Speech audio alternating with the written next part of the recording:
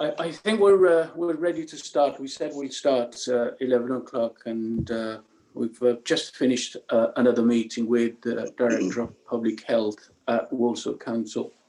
My name's Muhammad Arif. I think I'm amongst friends here, long time known friends. So welcome to Zahid, Parvez, welcome to Eddie Hughes, welcome to Waheed, Saleem. We'll do proper introductions later on, but from myself as an interim chair of Union of Muslim Organisations, welcome to you. Mahmood Sacha, as a chair of trustees, do you want to extend the invitations, and then we'll get ourselves started on the programme? Hello, everybody. Good morning. I think it's still in the morning. Thank you for joining us on this group. Like Brother Arif said, from the UMO, as the interim chairman for the trustees, we welcome you all on this group, and hopefully we'll sort of start the meeting and then see what the outcome is and what we can all sort of learn from this. Thank you. Abdulafiz, are you okay to just do a short recitation from the Quran so we get our program started with the recitation, please? Yeah, I wasn't prepared, but yeah, go for it.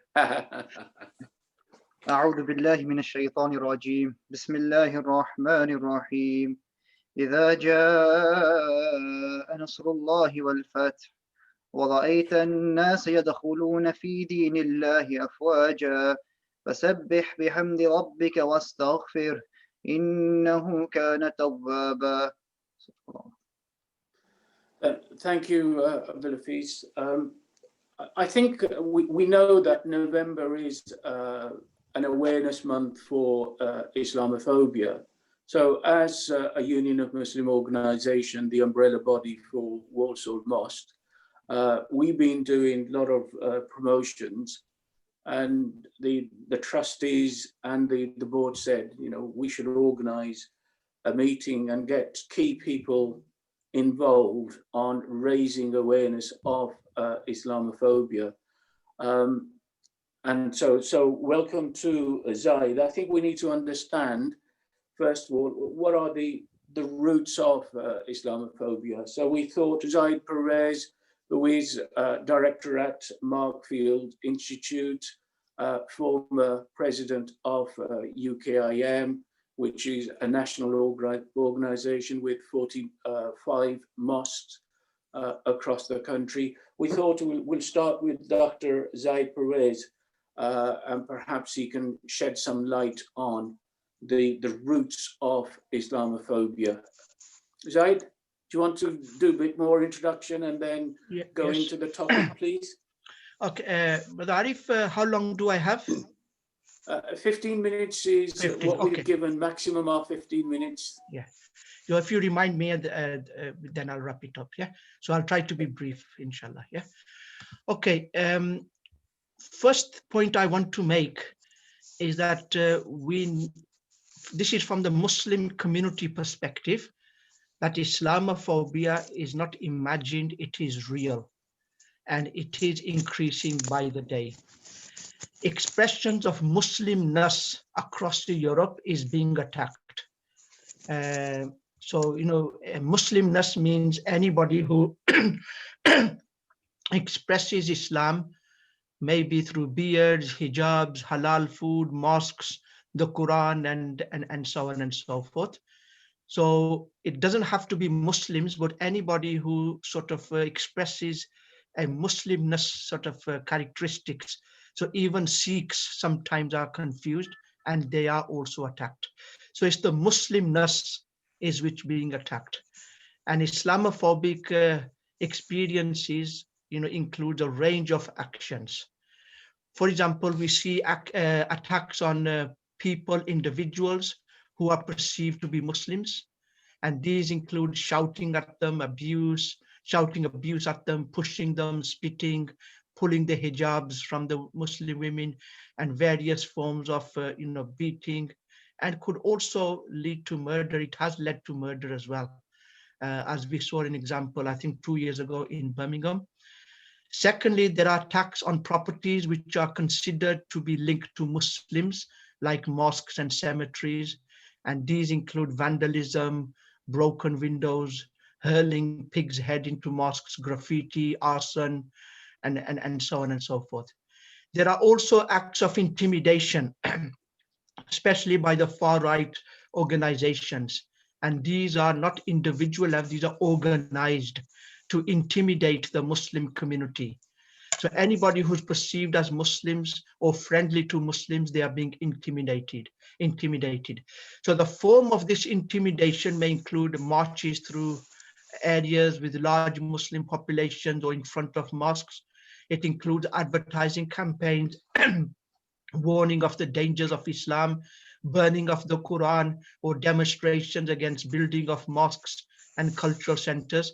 So, so that is there. Also, Islamophobia we see it being expressed through institutional settings as well.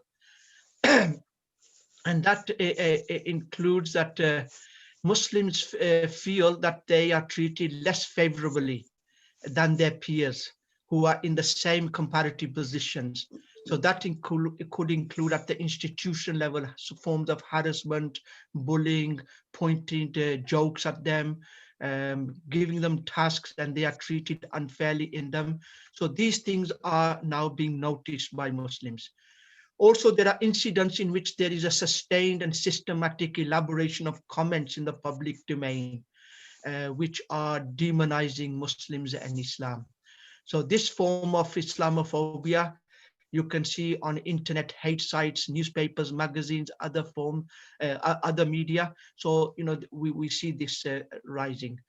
But there is also now a growing fear amongst Muslims that that by the state, we are seeing some kind of Islamophobia. And this includes intensification of surveillance of Muslim populations using technology, paid informers. So, these things are there. So now this rise of Islamophobia, what is causing it? It needs to be understood as something which is undermining the ability of Muslims as Muslims. So many Muslims now are frightened to express their Muslimness, and this will impact how they behave in the future as well. Most Muslims who have not normally faced, racial discrimination, but they are beginning to now face, directly or indirectly, they have experienced Islamophobic abuse and attacks. And I've not faced any racial discrimination since my 55, 56 years in the UK. But now I'm beginning to see my 4 daughters who are wearing the hijab. They have faced Islamophobic attacks. Also at Markfield, in a remote village away from any city, but we have faced a lot of attacks. We do go out at Christmas. We do give gifts to the public workers, people who are working in care homes, teachers, and so on. We try our best to build that relationship. But just last year, we saw a car deliberately crash into our fence and damaged it. And one of the staff members, his car was obstructed and keys were forced and snatched away from him. And there was a video made about the Markfield Mosque, frightening people. Look, these mosques are now emerging even in villages. So if you will look at the statistics, we are seeing that the attacks on Muslims are increasing by the day. So now what are the causes from Muslim perspective? Muslims feel that the individual acts of criminals, terrorists, which have nothing to do with Islam, just because they do it in the name of Islam, these individual isolated acts, criminal acts, are being generalized to the whole community. And the whole community's loyalty and adherence to British values is being questioned. And media is clearly responsible for this type of reporting. When there are other people who are committing crimes, their religion is not brought into it. When Muslim does it, then their religion is brought into it. So that's the first reason. Second reason is this distorted understanding of Islam. And again, I would say the education system, the media, and some far-right groups are responsible for this. Concepts like jihad and gender rights and Islamic Sharia, all these are misrepresented in society. Now, I have been studying Islam for the last 45 years. I have not read anything in the Quran or in Islam which motivates me for any terrorist activities or to be disloyal to my society. So totally distorted representation of Islamic teaching is being presented. There are also international conflicts which could cause Islamophobia, and they cloud the distinction between local strategies and anti-West sentiments with Islam. So people like in Afghanistan, they're trying to liberate the land first from the Soviets and then from the American attacks. But their anti-West sentiments have got nothing to do with the mainstream Muslims who are living in the West. And there are also, we believe there are deliberate distortions of Islam for political motives and to justify policies like the foreign policy, or to distract attention away from the failed economic policies. The rich are getting richer, the poor are getting poor. The neoliberal policies, they're creating huge economic disparities in society. To distract attention away from that, Muslims are being projected as the problem in society. So, and also Islamophobia could be used as a cover to introduce restricted immigration policies or for increasing public surveillance or collecting public data. So these are some of the reasons which Muslims are beginning to, identify, which could be for the increasing the rise of Islamophobia in society. Now, why is very little being done about it? First of all, this is not really is acknowledged as a problem, and it is becoming very serious for the Muslim community. Islam is viewed, the reason it's not being taken serious because Islam is being viewed as in conflict with British values, such as freedom of expression, with gender equalities, with tolerance. And most often these things are brought into play as being threatened by the actions of some Muslims. So I, as a Muslim, Councillor Arif is here and many others will say freedom of expression is something championed by Islam. But insulting people is something which Islam does not accept. Making cartoons to insult the whole of the Muslim public, presenting Prophet Muhammad in such satanic forms, that is not freedom of expression. That is degrading ourselves, becoming uncivilized, insulting a whole community without any a rational argument. Gender equality, I have 4 daughters. I have never mistreated them. Neither does Islam says to me I should treat them differently from my own son. So tolerance again. So these things are brought into play whenever Islamophobia is discussed. And Islamophobia is also being undermined with questions of national security, social cohesion, and cultural belonging. That, oh, this is not really Islamophobia. This is to do with national security. This is to do with social cohesion. And the Muslims are living in ghettos. They are not integrating and so on. So these are some of the things which confuse the whole debate and belittle the rise of Islamophobia in society. So what do we need, the cures or the solutions to move forward to address this rising Islamophobia in society? So the key arguments which sustain Islamophobia presented by the far right and some of the think tanks. There's a British culture is under threat. This is why, Islamophobia is there. Multiculturalism has failed. We are forming ghettos and segregated communities. And this multiculturalism has promoted, is a form of racism because it's diluting British culture. So Islamic culture is going to take over and our values are under threat. So these arguments are being presented. So they have to be countered. conflicts of Islam with British values, as I mentioned before. These are also being presented by the far right as the key focus of the far right. The British culture is being undermined, and build a public concern on immigration and exaggerate incidents involving Muslims. These are the strategies which are being used.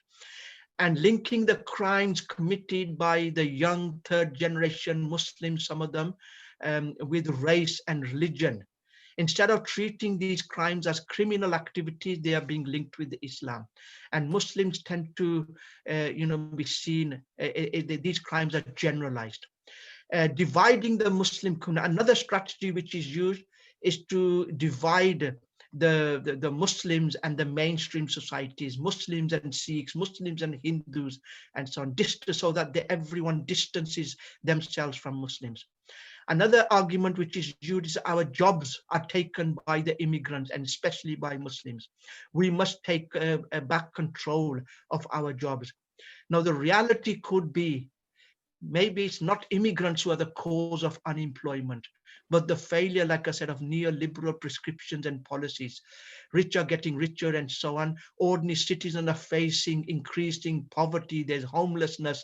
And again, I feel the government policies are this failure is being used to distract attention and make the ordinary people fight. I met many people from the far right, and I said, look, we are poor, you are poor. We both need to join hands.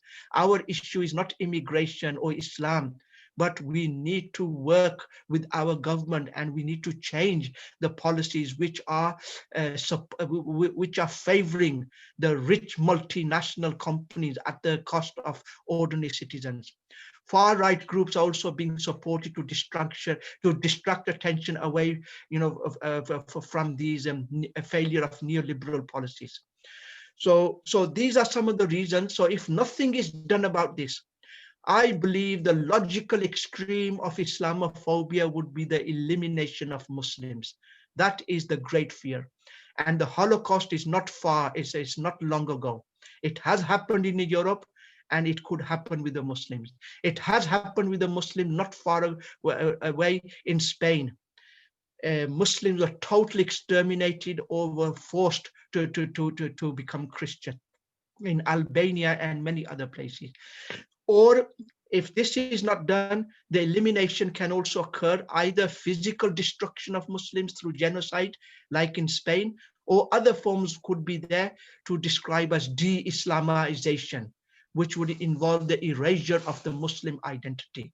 You can't have beards, you can't pray, you can't build your mosque, you can't fast. Everything is seen as a threat. Slowly, as happened to the Muslim slaves who were taken away from Africa into the Caribbean, all forms of Muslim identity was totally erased from them.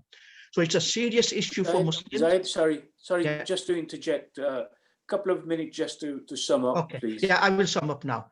So basically, this whole issue of human rights of Muslims, freedom to practice their faith needs to be. So what are the solutions? And I will be very brief here, that I feel by joining hands, just like the civil rights movement, the women's rights movement, they were able to bring radical transformation in public attitude and government policies.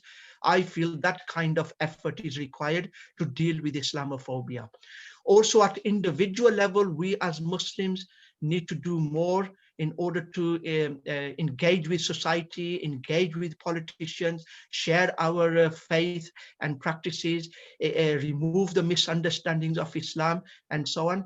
And we need to also be seen to be working for the common good. And many Muslim organizations are now going out of their way to open their mosques and to engage with mainstream societies in order to make a positive contribution and to remove these myths and misunderstandings about Islam. So the fear of Islamophobia is real, it is rising. And if we do not do anything about it, it could become a big issue in society. So I feel individually and as a community and with our politicians, we need to work together to address this rising issue in our society. So thanks for listening. Yeah. Zahid, I really appreciated that. Was Dr. Zahid Parvez, Director at Markfield Institute in Leicester. We'll come back. We've got some questions at the end, but I want us to move on to the next speaker. Waheed Saleem, of course, is well known across the Midlands, and he's been in public life since he was 16, 17. Waheed currently is the Assistant Police and Crime Commissioner at West Midlands Police, and we've asked Waheed to work on active measures that we can take to stop Islamophobia. Waheed, do you want to start your presentation, please? Hi, Nasty. Thank you, Arif, for that introduction, and thank you for inviting me here. Walsall is my hometown, so it's always good to engage with activities here in Walsall, and it's good to see Eddie on the panel as well. I've known Eddie for many years, and I know he's been a massive champion of the Muslim community and tackling hate crime. Forward to hearing from him, and good to see you as well, Zahid. Thank you for that introduction. Very powerful presentation as well. I'm just going to cover a number of issues. One is on statistics in terms of the reporting of hate crime and Islamophobia, and then I'll go into some of the activities that we've been doing, what the plans are going forward, and some of my own personal reflections as well. In terms of statistics, unfortunately, we have seen an increase in hate crime generally here in the West Midlands from last year. So from 2019 to this time this year, we've seen a 39.4% increase in hate crimes reported to West Midlands Police. And specifically for hate crimes recorded as religious perceived Islam, that increase has been 13.8% from year to date from last year.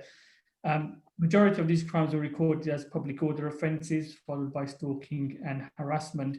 And in terms of areas, Birmingham obviously is a bigger area, so that has had the increased number of reports, but also Walsall has a number of reports as well, both for significantly for hate crime, but also for Islamophobic hate crime as well.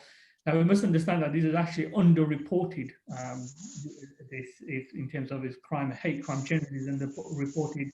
Islamophobia and crimes against Muslims is also perceived to be Islamophobic crimes, and hatred is also underreported as well. So this statistics is a bit low, and actually if we included the actual figures, I'm sure that would be quite significantly higher, which is a real concern for us and a real concern for the community as well.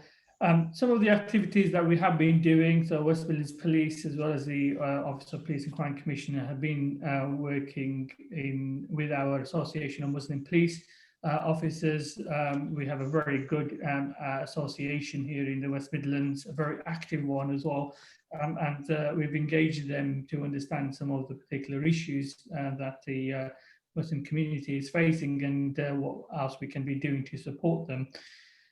So during the Hate Crime Awareness Week, we had Muslim staff and guests sharing their lived experience, as well as what it feels like to be a victim of hate crime with police officers across the area. So it was an opportunity for officers to hear from victims of hate crime, and also to understand some of the particular issues that they face and what it feels like to be a victim of hate crime. We also were engaged with students as well at the universities to raise awareness of hate crime and advertise the West Midlands Police Hate Crime app. We have been doing some unconscious bias training with officers as well, and with police staff, and we also circulated the Complicit the Human Cost of Facebook's Disregard for Muslim Life report that was published as well. We do have a Chief Superintendent, Matt Shear, who is the hate crime lead for West Midlands, and he's joined the Tell Mama Advisory Board, and we are now engaged, have a information sharing agreement with Tell Mama on reporting of Islamophobia and crimes against Muslims. And we also have a pilot hate crime experience survey, which has been conducted in Birmingham East MPU with the Association of Muslim Police to understand the experiences of hate crime, but also to understand why people aren't reporting them. What is the barriers? What are the issues for the Muslim community for not reporting Islamophobic crimes against them? The Office of the Police and Crime Commissioner has commissioned Remedy, which is a national organisation for victims of hate crime, and that's a pilot scheme that we have in Birmingham at the moment, but we are looking at expanding that out. So following the hate crime symposium in June 2020, we are now looking at, we will be publishing a hate crime specification in the coming weeks, and the idea of that is to provide better and more effective support for people, both who report hate crimes, including hate crime, religious motivated hate crime, but also those who don't report it, and ensure that they get proper support and ongoing advocacy on their behalf as well. So that will be a region-wide service, and will cover each of the 5 hate crime strands, including religion and race. And we're hoping that we will have organisations, specialists in those particular areas, so that they can provide that intervention and support to individuals that are victim of this awful crime. Just in terms of my personal reflections on what we can be doing, and also some of the issues, and Zahid did pick up some of these in his speech.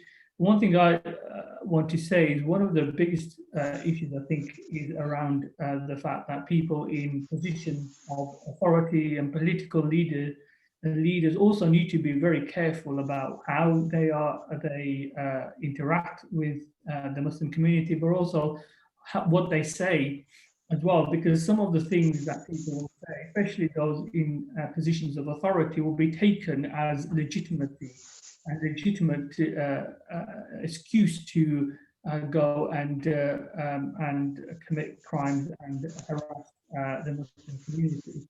So it's very important that we are very clear and we are conscious of what we say, how we say it, and to whom we say it as well, and take responsibility that people in political leadership must be careful about the way they engage and interact, and some of the words that they say. And I don't need to tell you about people like Donald Trump and others on how what they say on Twitter gets seen as a legitimacy for the right wing and the right of the far right, to say, well, you know, if political leaders and mainstream political leaders are saying this about Muslims, then, you know, we can carry on and do what we want to do as well. So that's very important. And we also need to just acknowledge the fact that, you know, mainstream political parties, and including Labour and Conservative in that, have had issues with Islamophobia in their political parties. You know, there's been a recent report from the Muslim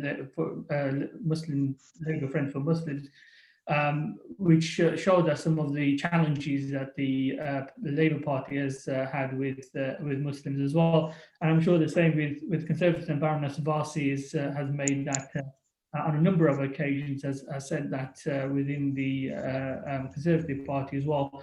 So it's imperative that political parties acknowledge that and deal with those particular issues as well, and ensure that their representatives do reflect the community and that as well, and provide opportunities for people from different backgrounds to be able to take up positions. And I know there's a large number of Muslim MPs that came in, not a large, but a significant number of Muslim MPs that came in from the Conservative Party as well as the Labour Party, but more needs to be done.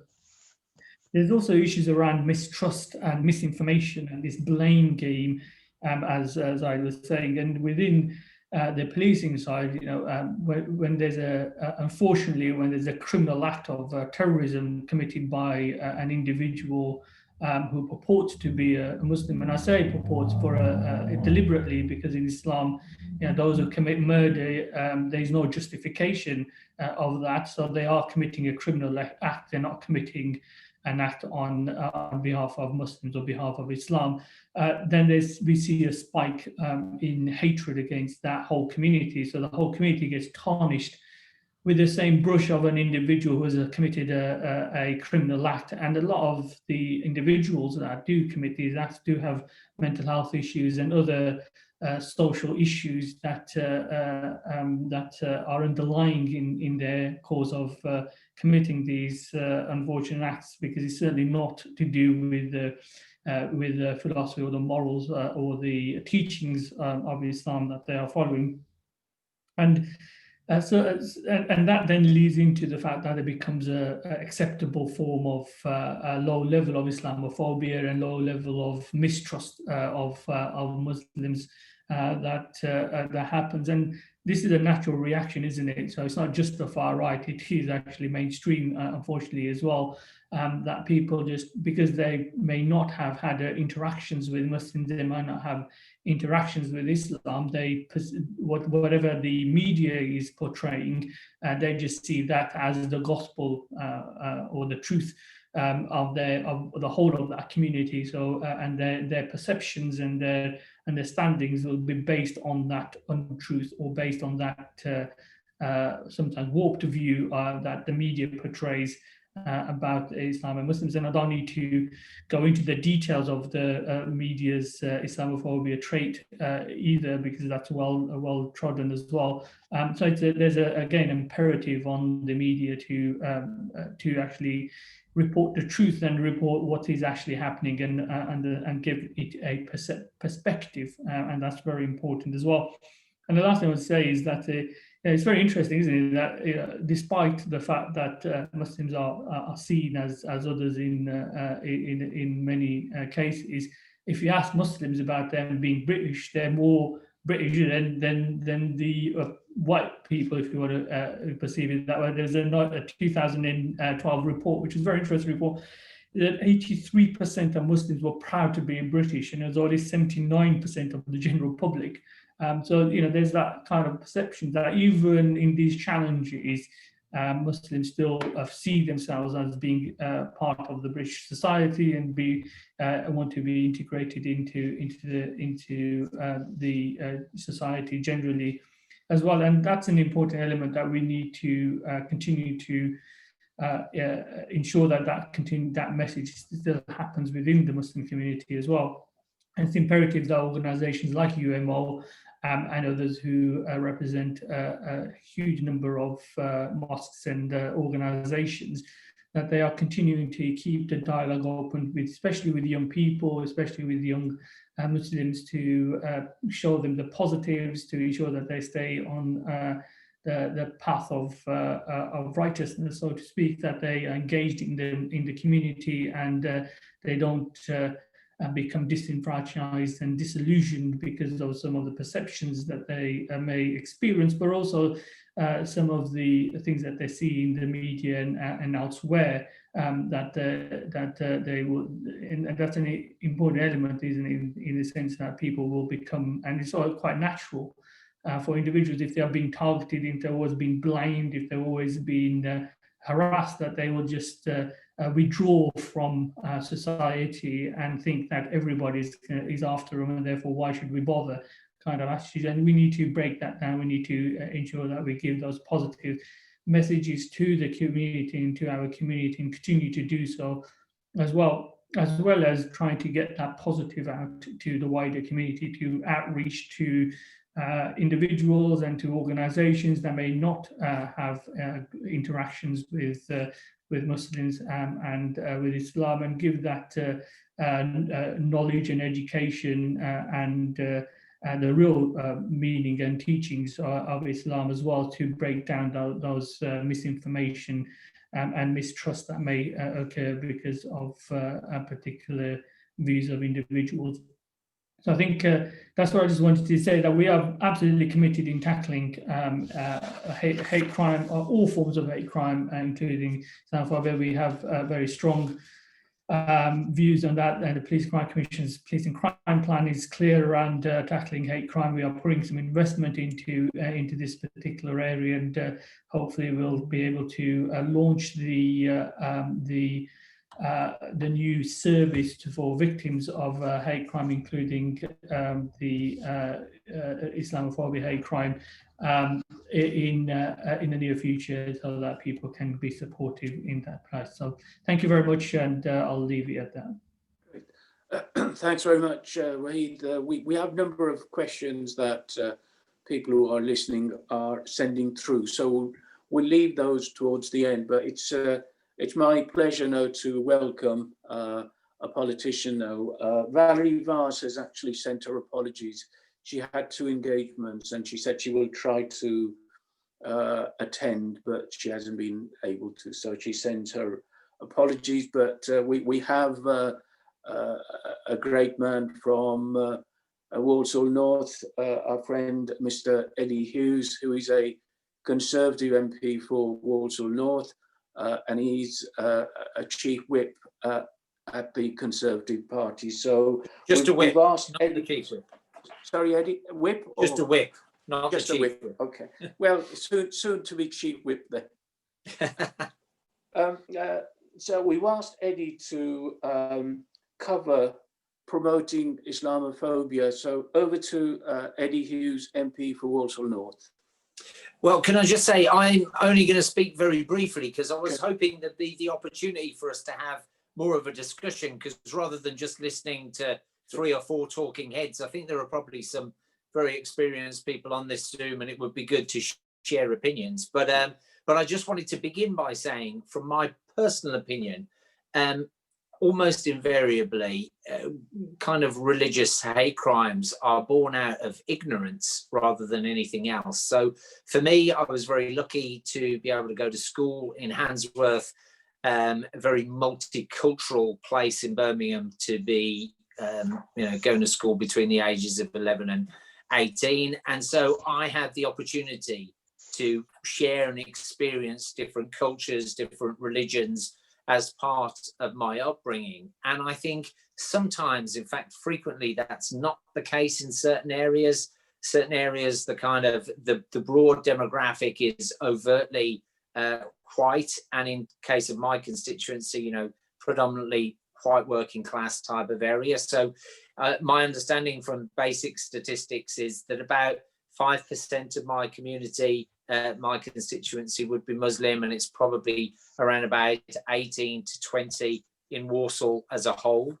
So I think the greatest thing that I personally can do, and working with others, is to enhance understanding of all religions and the kind of culture associated with religions, to make sure that people have that better understanding. Because some of the things that we've heard about the very loose association between Islam as a religion and other activities, I think is predominantly born out of ignorance. So from my point of view, it's been incredibly helpful to me to have Ghazali now as one of the councillors in my constituency, because I think Gaz has done a tremendous amount of work to demonstrate how to reach out to all parts of the community. So, for example, the Beachdale estate in my constituency, very, very, very low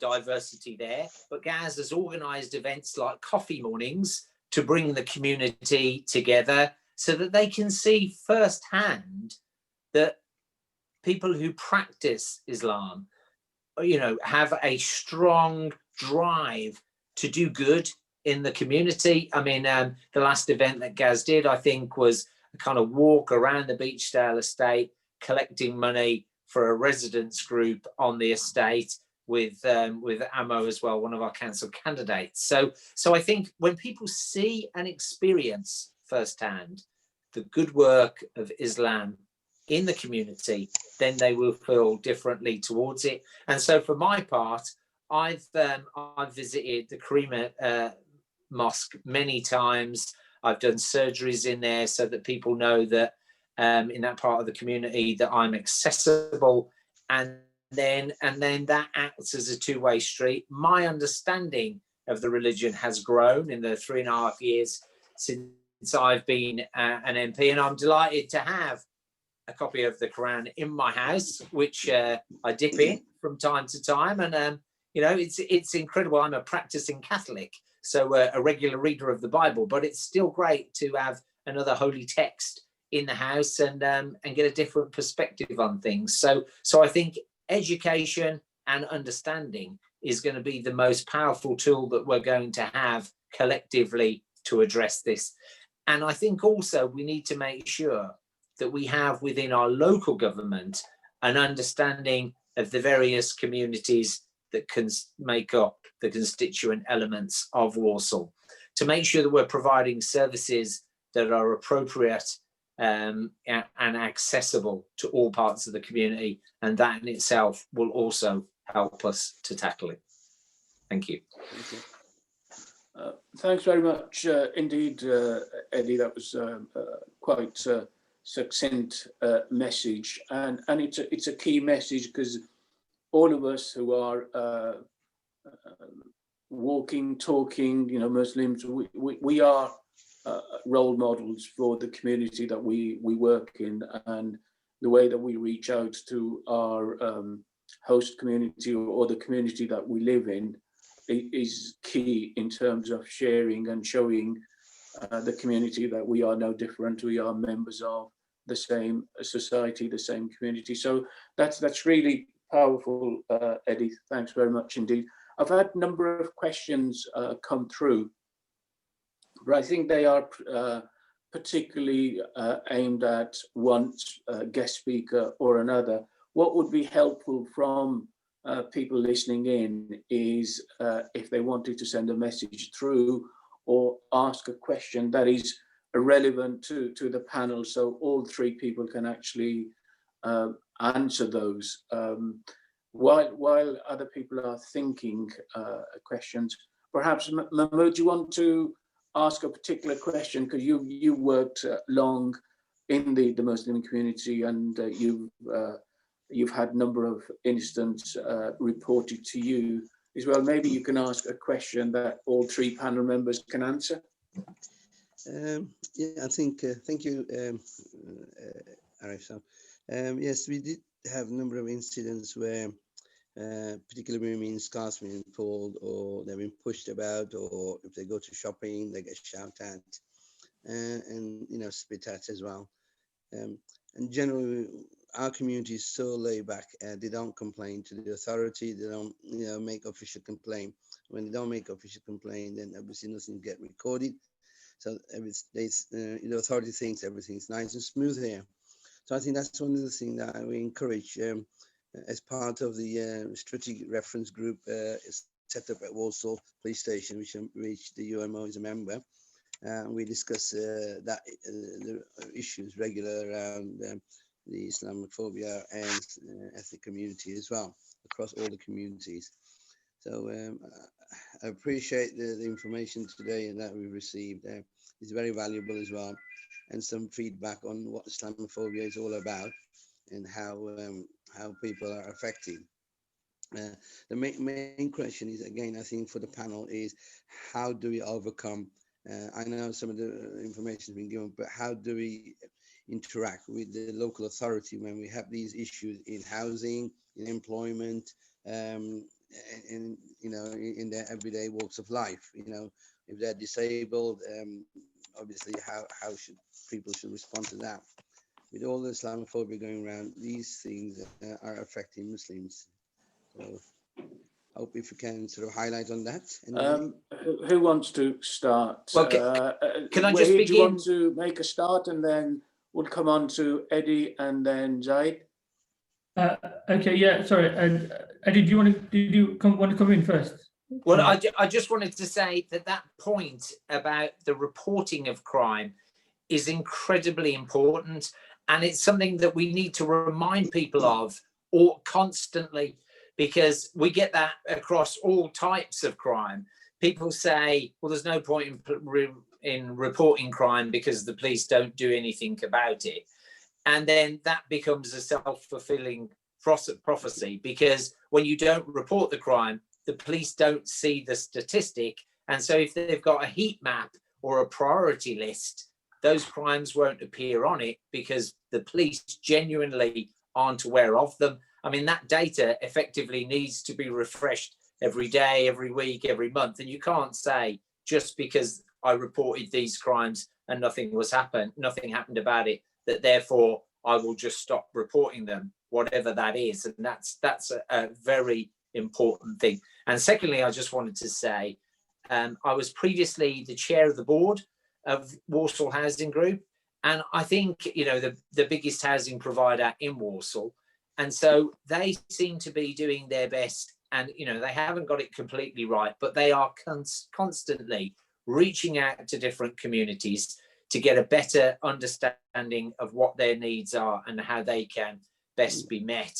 And they've got some substantial building sites that they've got underway, 2 sites where they're building 200 or 300 homes on each. So they're going to be a big provider of homes into the future. And, you know, in terms of what is needed from the community particularly, that's a very open door in terms of engaging with WHG. And I would say to anybody on this call from Walsall, if you think that there's anything that I can do to help with the communication between the community and Walsall Housing Group, I'd be very, very happy to facilitate that, because it is really important that there's a constant refresh, a constant consideration of the services that are offered either by housing organisations like WHG or by the council, to make sure that their services best serve the community for which they're meant.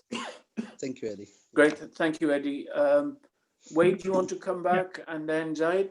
Yeah, if I may just come on in terms of reporting, the figures that I've got in front of me about numbers of hate crime, perceived Islam reported in Walsall is 5, and that was the same last year. And I cannot believe that there's only been 5 incidences of Islamophobia in Walsall. So it's very important, as Eddie was saying, and re-emphasize that in terms of reporting of crime. And we need to encourage people to report the crime, and we're making it easier for people to report. I understand people don't want to report, they don't want to ring 111, etc. No, they might not get through, etc. We actually have an app that you can download on your phone, and you can report all hate crime, any hate crime through that app, and that will hopefully enable people to report it much more easier, much more quicker, even if they don't want a police presence or they don't want anything to be followed up. By reporting it, as Eddie said, it gives us a better intelligence picture, but also enables me to hold the Chief Constable to account to say, you know, there's an increase in this hate crime, there's an increase in Islamophobia in here and here and here. What are you doing about it? Why are you not putting more additional resources into that particular area to address these particular issues? Because unfortunately we have a constrained number of resources, and they have to be prioritized based on the crime data and based on risk harm to the community as well. And so it's imperative that we get this message out to get people to encourage them to report, and so that we can understand what the true nature of hate crime and Islamophobia is in all the areas.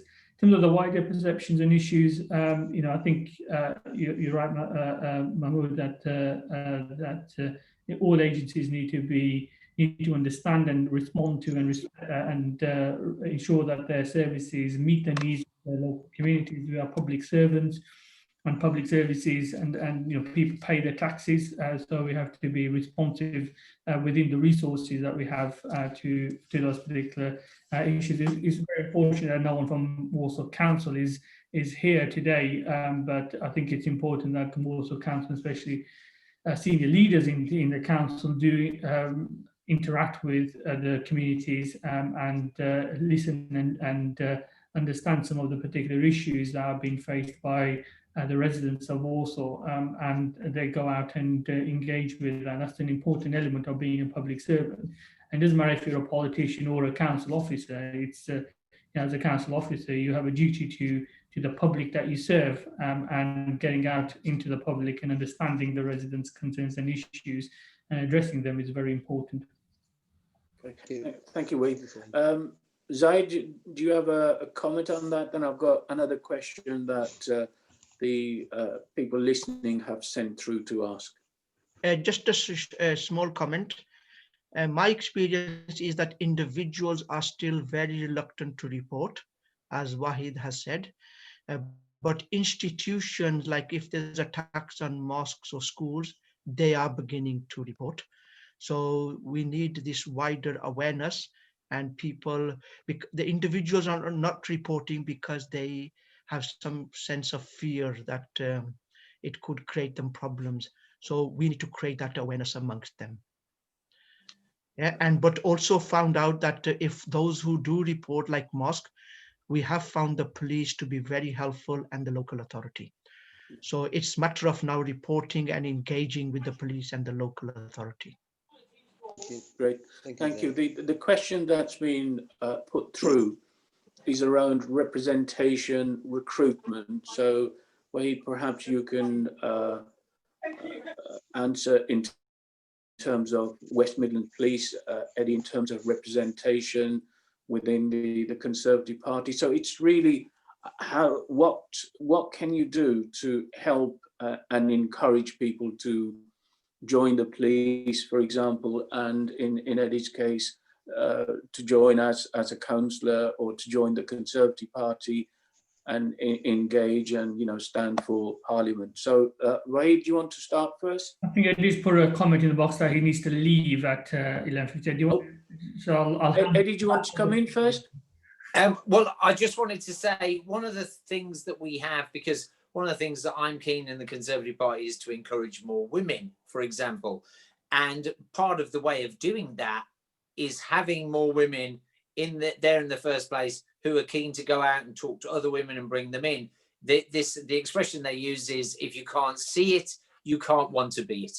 Yeah. And so if you have excellent councillors of any political persuasion, once you've got a Muslim councillor, they need to get out and speak to others and explain why it's appropriate for them to want to be a councillor and the path to that job and the work that they can do when they get there. And so I'll say again, from my point of view, I don't want to just keep going on about Gaz because he's a Conservative. Gaz is a very hard-working local councillor and the kind of epitome of what you would want your councillor to be, completely immersed in his community, completely available and helpful to people of any ethnicity within his ward.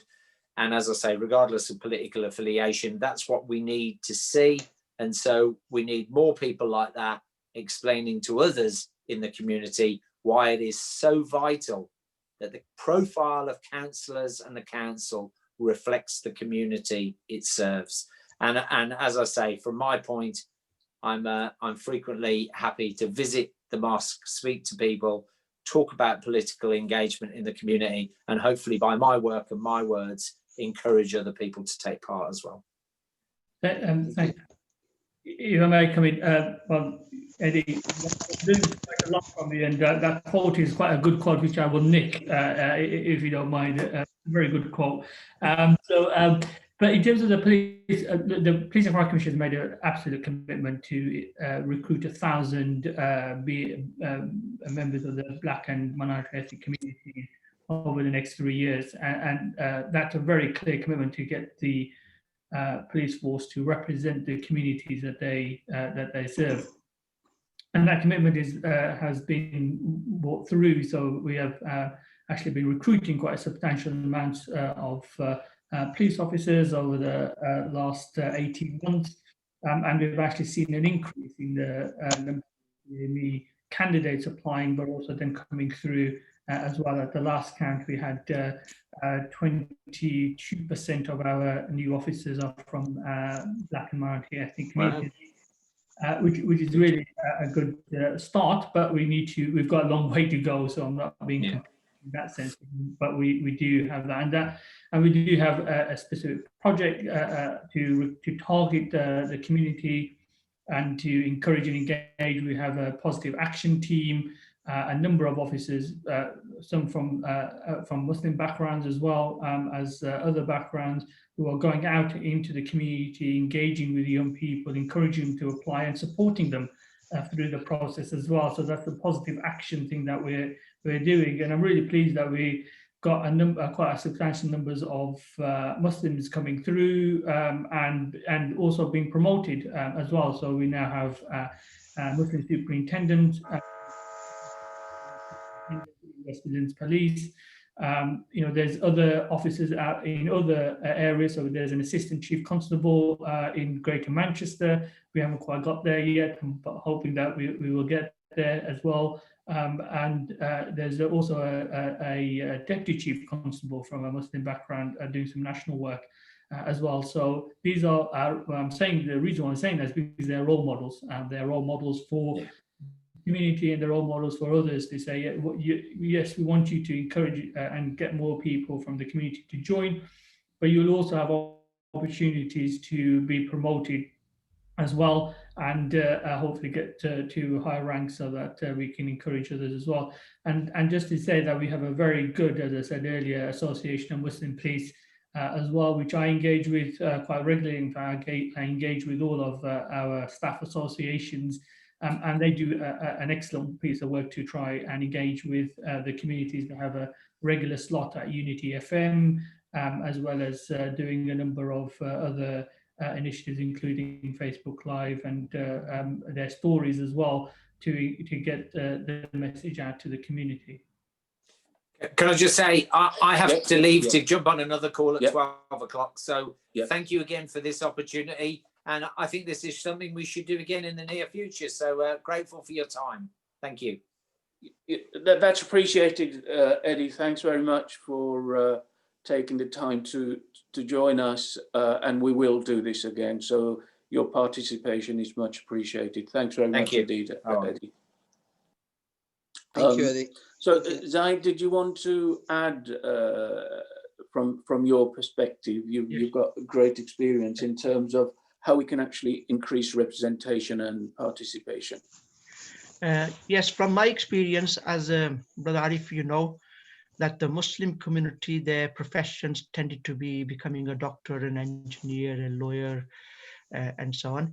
Public services, they were slow into going, but I'm quite happy that over the last 10 years, more and more young people are now engaging with public services, the police, the local authority, NHS. And so we need to encourage that more.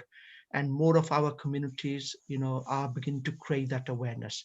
And the police has also engaged with us and the local authorities to encourage that engagement. So we just need to keep at it and create that awareness. Like, for example, yourself and Saleem, Waheed Saleem, who's here, Waheed Saleem, they are good role models.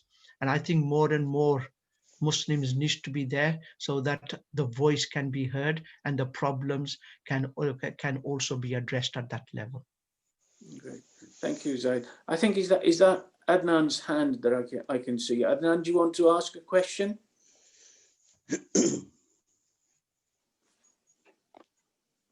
No, I think it's just maybe that just highlighted. There is a question in the chat by someone called Galaxy Note. Yeah. I think, do you want to, I'm still picking up the technology, Waheed. Do you want to see what that question is? Yeah, Galaxy Note 10, do you want to tell us your question? You want to say it rather than put it in the chat? No, I think we have a number of females, women that have sisters that have joined us. So perhaps it's one of the questions from one of the sisters. So if you can just read out the question for me, please. Sorry, we was only, okay. So how do you give, okay. they want me to read. Yeah. How can you give Islamophobia the same equal proportionality and focus as other areas, anti-Semitism, Black Lives Matters? What are the DCC plans? I think that she means plans and MP's plans. Also, the DCC has stated that the numbers of Walsall for Islamophobia is low. Can you elaborate on how the crime is reported and processed? And what proportion of that is processed as Islamophobic? Maybe that might explain the low numbers and create better awareness and understanding, ensuring that people's rights are when reporting the crime and follow up appropriately. Actually, I think that question is for me, so I'll then answer that question in that sense. So yes, we do. Islamophobia is a priority, as is anti-Semitism, as is any hate crime as well. And the way the recording happens is the individual will tell us they will, when they report the hate crime, they will report. We will ask the question as to what the hate crime was perceived as, and this is perceived by the individual who is reporting that crime, and then that is recorded onto the system, and then we take those statistics and look at those in particular details. And in terms of follow-up, they would be reported like any other crime we report, and where we can follow up, they will be followed up.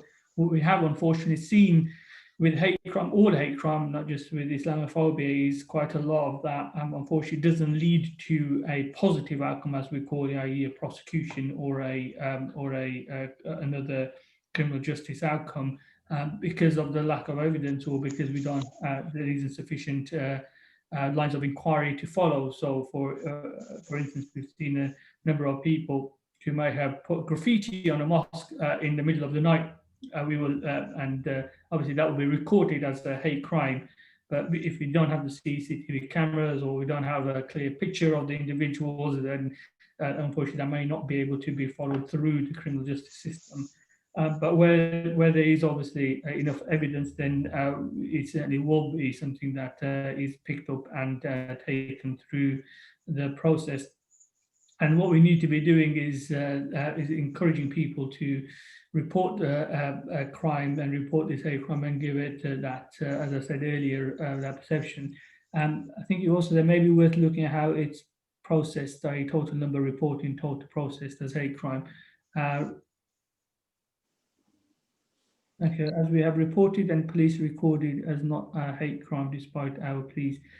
That's, I mean, if there's a particular incident that you want to write into me, I'm very happy to follow that up with that. And if there's any particular examples of where things have been reported and haven't been recorded as such, then I'm very happy to pick that up through with the police. But ordinarily, a hate crime will be recorded, and if there's perception of it being an Islamophobia related hate crime, it is recorded as such.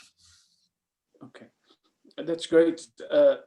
Zahid, these are public questions because Waheed is Assistant Police and Crime Commissioner, obviously paid by the public. So I'm conscious of the fact that it's about 10 past. Yeah.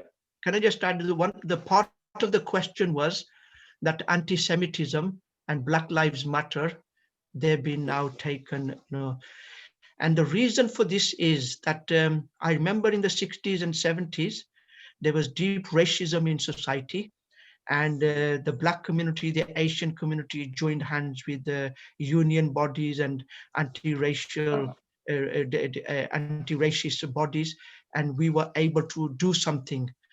But racism continued underground. So it was not until the Jewish community and the Black community managed to organize themselves and take their issue, their discrimination seriously, and be able to exert an effort, that both of these had an impact on society, not only here, but America and everywhere. So I think until the Muslim community does not take this seriously, organize themselves and exert effort and engage with the policymakers, I think this will not be taken seriously. So we need to treat it in the same level. Otherwise, we'll continue to suffer in silence. Thank you, Zahid. I think that's a key message. A number of us are thinking, Black Lives Matter movement has made great difference in terms of being a pressure organisation. Perhaps it's time for our national organisations, people like MCB and other institutions, to think about, you know, forming some kind of a Muslim Lives Matters movement. But it's great. I'm conscious of the fact that it's 12:10 and it's Friday. So we still have our individual prayers to go to. Mahmood, can I, if there are no other burning questions, can I pass over to you to thank our guests? But before I do that, I want to, excuse me, I want to thank Abdul Hafiz, who has organised getting the speakers and the poster and circulating the information. So Abdul Hafiz is the Development, PR and Communications Officer at UMO. So thank you, Abdul Hafiz. Mahmood Sacha, over to you, and then we'll close the meeting.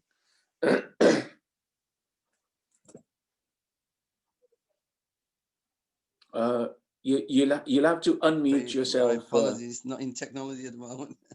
Okay. Zakallah to everybody for giving your time and sparing your valuable time as well. And alhamdulillah, I think we've learned a lot from Zahid Saab, Waheed Saab. You know, Waheed Saab, I think we go a long way back with yourself in Walsall.